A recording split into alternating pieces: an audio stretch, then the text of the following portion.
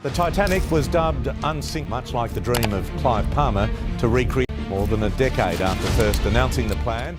What if I told you the most infamous ship in history is coming back, and not in a movie, but in real life? That the Titanic, yes, that Titanic, is being rebuilt from the ground up with 21st century technology, modern luxuries, and a billionaire's unstoppable dream behind it. It sounds crazy, even disrespectful to some. After all, the Titanic wasn't just a ship, it was a floating palace that met a fate so tragic it became a global legend.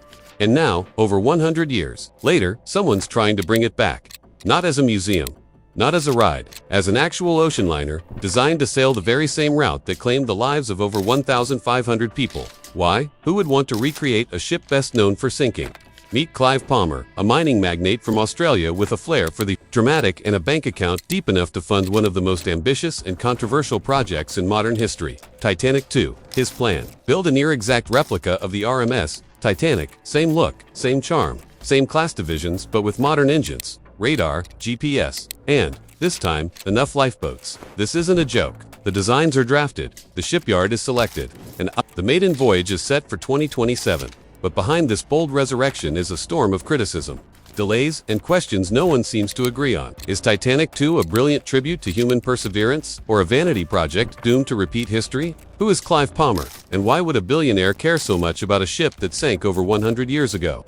To understand Titanic 2, you have to understand the man behind it. Clive Palmer isn't your average entrepreneur. He's a mining magnate, a former Australian Member of Parliament, and a serial headline maker known for ideas that walk the line between genius and absurd. From launching his own political party to building a Jurassic-themed resort filled with robotic dinosaurs, Palmer doesn't just think big, he acts big. But in 2012, he dropped his most audacious announcement yet. He was going to rebuild the Titanic. Not a scale model, not a movie set. A real seaworthy ship that people could actually board, dine on, and sail across the Atlantic. A full-scale recreation of the RMS Titanic, this time built with all the modern safety features its predecessor lacked. He named the venture Blue Star Line, a symbolic nod to the Titanic's original operator, White Star Line. His goal? To complete what the original ship couldn't, and give the world a second chance to experience it all. To skeptics, it sounded like a vanity project, tone-deaf, expensive, and unnecessary. But to Palmer, Titanic 2 was something deeper. He saw the original ship not as a symbol of failure, but of the grand aspirations of the early 20th century.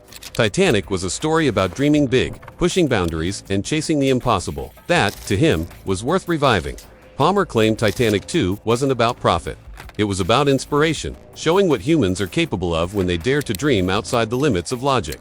Some people say it's mad, he said, but isn't everything great once considered impossible? For him, this wasn't just a tribute. It was a message, a floating time machine that could connect people through a shared moment in history, not to relive a tragedy, but to reimagine what could have been. A ship designed to stir emotions, provoke conversation, and capture the imagination of the world. But big dreams require deep pockets and thicker skin, and soon, Palmer's dream would face a tidal wave of doubt, delay, and drama. Titanic 2 isn't just a replica, it's a resurrection. When Clive Palmer announced his plans to rebuild the Titanic, he didn't want to modernize it into just another luxury cruise ship. He wanted it to feel like 1912, to let passengers step back in time, to the golden age of ocean travel. Every detail, from the wood-paneled staterooms to the iconic grand staircase, was designed to mirror the original as closely as possible.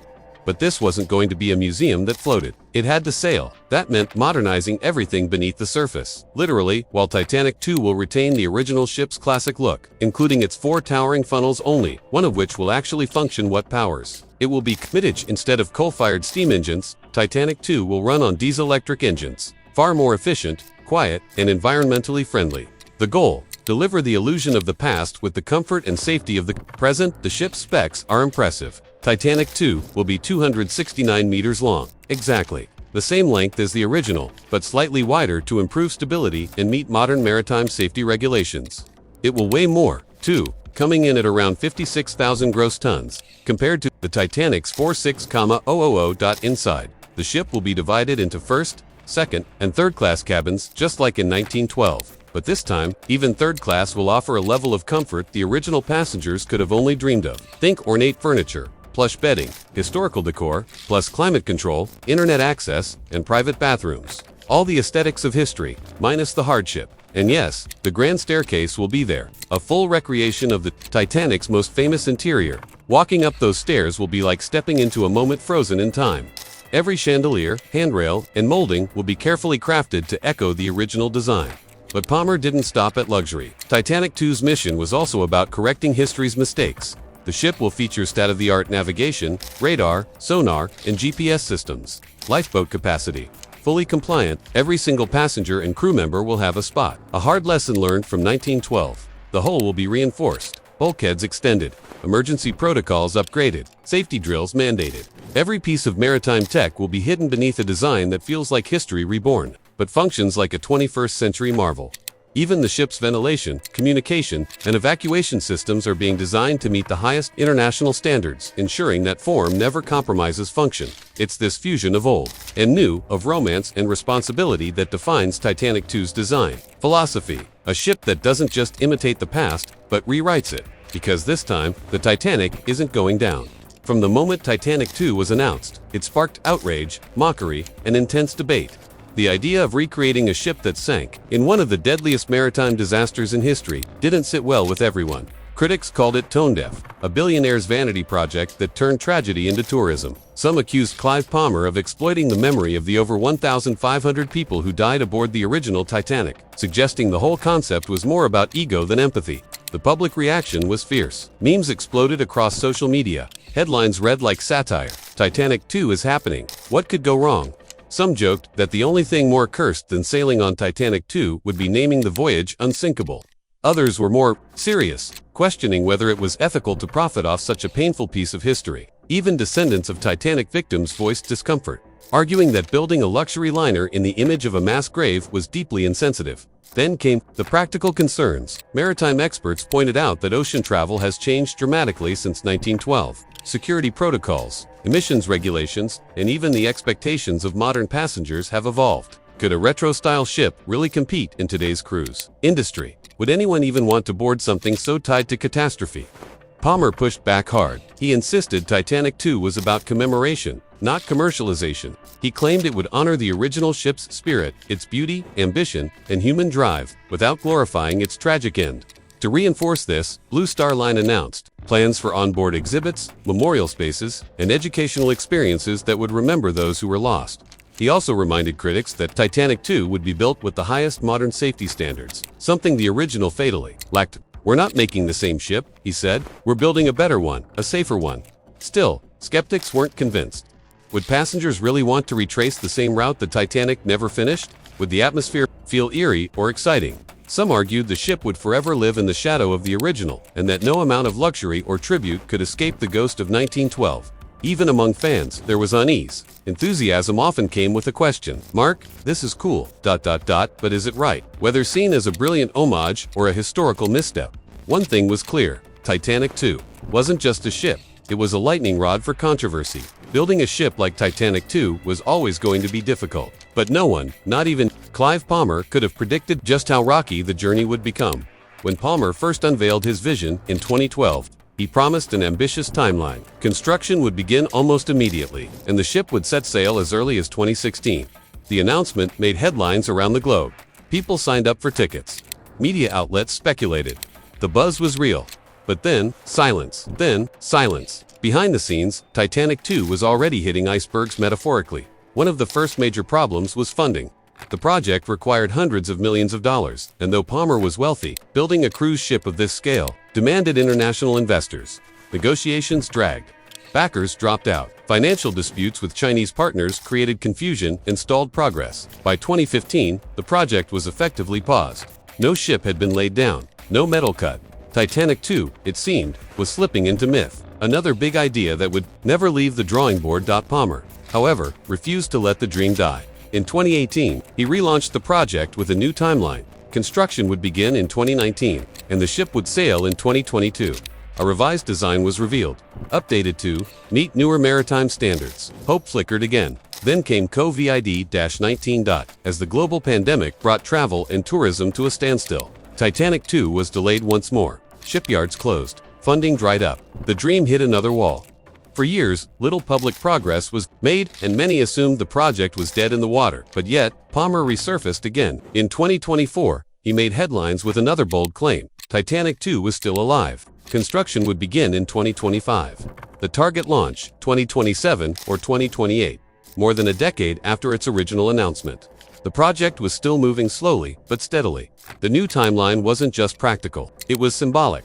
The ship would sail near the 116th anniversary of the original Titanic's maiden voyage, a nod to the past. A second chance at history. Blue Star Line confirmed it wasn't just talk. Designs were updated.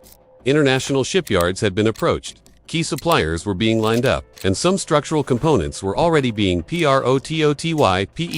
Palmer maintained that the delays were just part of the process. Every great vision takes time, he said. We're not cutting corners, we're building something that will last 100 years. Still, the skepticism hasn't gone away.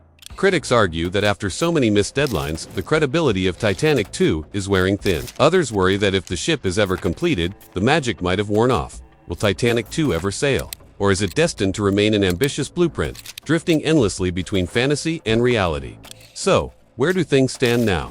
Is Titanic 2 actually being built, or is it still just an idea floating on PowerPoint slides? As of 2025, the project is cautiously moving forward. Clive Palmer has reaffirmed his commitment multiple times. His company, Blue Star Line, has restated its intention to begin construction within the year, and this time, they've gone public with more concrete details than ever before.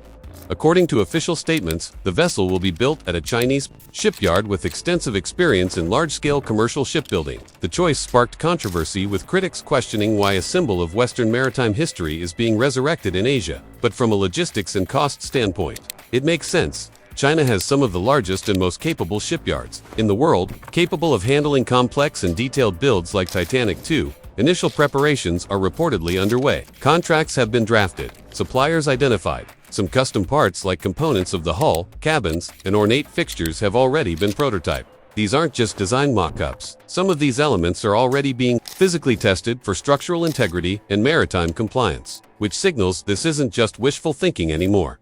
Blue Star Line has also hired maritime engineering consultants to oversee the modernization of the ship's technical systems, from lifeboat layouts and ventilation plans to propulsion systems and structural reinforcements. Titanic 2 is being adapted not only to meet international standards, but to exceed them in key areas like safety, environmental performance, and on technology. The company says the final construction phase will begin in late 2025 or early 2026, depending on final approvals and supply chain readiness. If all goes well, the ship is expected to be completed by 2027 or 2028, and yes, the maiden voyage is still scheduled to sail from Southampton to New York. But even with those plans in motion, many are still skeptical. Blue Star Line has missed multiple deadlines in the past. Some believe that unless steel is already being welded and holes are being laid, it's too early to call it real. Still, the progress is the most tangible the project has seen in over a decade. Whether it becomes a ship or fades into myth, Titanic 2 feels closer to the water than ever before. So if Titanic 2 actually sets sail, what would it be like to step on board? According to Blue Star Line, the experience is designed to transport passengers straight back to 1912, but with the comfort and safety of the modern world. From the moment guests arrive, the idea is immersion. Crew uniforms, cabin designs, menus, and music will all be historically inspired, echoing the style, culture, and luxury of the Edwardian era. The ship will feature the same class system as the original first, second, and third class, but with a modern twist. First-class passengers can expect grand suites with intricate woodwork, vintage lighting, and extravagant decor. The famous first-class dining saloon will serve gourmet meals based on the original Titanic's menus, including delicacies like filet mignon and poached salmon. Second-class cabins will blend classic elegance with practical amenities, while third-class, often referred to as steerage, will be reimagined, no longer cramped and minimal. These cabins will still maintain their rustic charm but offer far more space and comfort than their 1912 counterparts. Each passenger will have access to modern necessities like air conditioning, private bathrooms, and Wi-Fi. Regardless of class, the grand staircase, perhaps the most iconic image from the Titanic, will be fully reconstructed. Passengers will be able to ascend and descend through history, with brass railings, oak paneling, and a replica glass dome overhead. It's more than decor, it's a deliberate step into a different time. Entertainment will include string quartets, Edwardian-themed events, and educational exhibits detailing the history of the Titanic. There will be period dances, reenactment, lectures, and guided tours to offer a deep sense of context. Palmer has also promised memorial spaces on board, quiet areas, where passengers can reflect on the lives lost in 1912. It's not just a cruise, it's part tribute, part time capsule, But beneath all that nostalgia lies cutting-edge technology, stabilizers for a smoother ride, advanced communication systems, state-of-the-art navigation tools, and medical facilities are all built in. Titanic 2 may look like the past, but it sails like the future. For many, this voyage won't just be a vacation. It'll be an emotional journey, a chance to reconnect with history in a way no museum, documentary, or book can replicate. So here we are, more than 100 years after the Titanic sank into legend. A modern billionaire is trying to bring it back to life. Not as a film, not as a museum, but as a functioning ship. A ship that will carry real people across the same ocean, on the same route, with the same name. Titanic 2 is more than an engineering challenge. It's a philosophical one. Can you truly honor history by recreating it? Or does trying to rewrite the past blur the line between tribute and exploitation? Clive Palmer believes in the dream.